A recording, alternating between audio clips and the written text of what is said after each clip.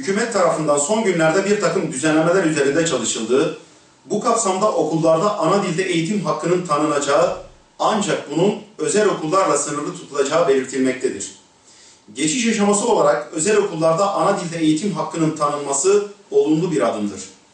Ancak bu hakkın bir takvime bağlanarak ve altyapısı da oluşturulmak suretiyle devlet okullarında da tanınması zorunludur.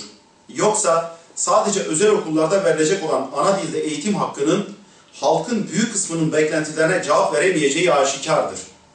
Eğitim alanında atılan adımlardan bir diğeri de hiç şüphesiz üniversitelerdeki denklik sorununun ortadan kaldırılmasıdır. Mısır'daki El-Ezher Üniversitesi başta olmak üzere 28 Şubat sürecinde denklik kabul edilmeyen İslam üniversiteleriyle Irak Kürdistan'ında Kürtçe eğitim veren üniversitelerin denkliğinin YÖK tarafından kabul edilmesini geç de olsa olumlu bir adım olarak görüyoruz. Saldırı, patlama ve bombalama olaylarının eksik olmadığı Irak ve Pakistan'da yine Müslümanlar Ramazan bayramında da katledildiler. Pakistan'da bayram namazı kılanlara yönelik kimliği belirsiz kişilerce düzenlenen silahlı saldırı sonucu camide bulunan 9 kişi öldü, 16 kişi de yaralandı.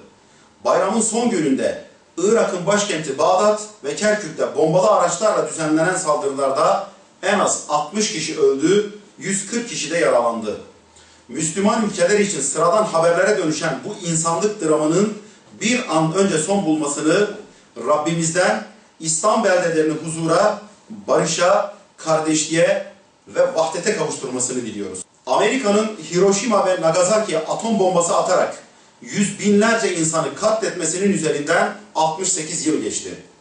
Hesabı hiçbir zaman sorulmayan bu olaylar emperyalist ABD'nin gelebileceği vahşet düzeyini gösteren iki büyük katliam olarak tarihteki yerini aldı.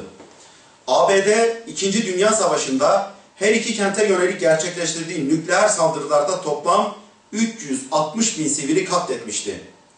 Dünyaya insan hakları ve demokrasi pazarlayan, ancak kuruluşu dahil tarihi işgal, saldırı ve katliamlarla özdeş olan ABD, halen de dünyaya kan kusturmaya devam etmektedir.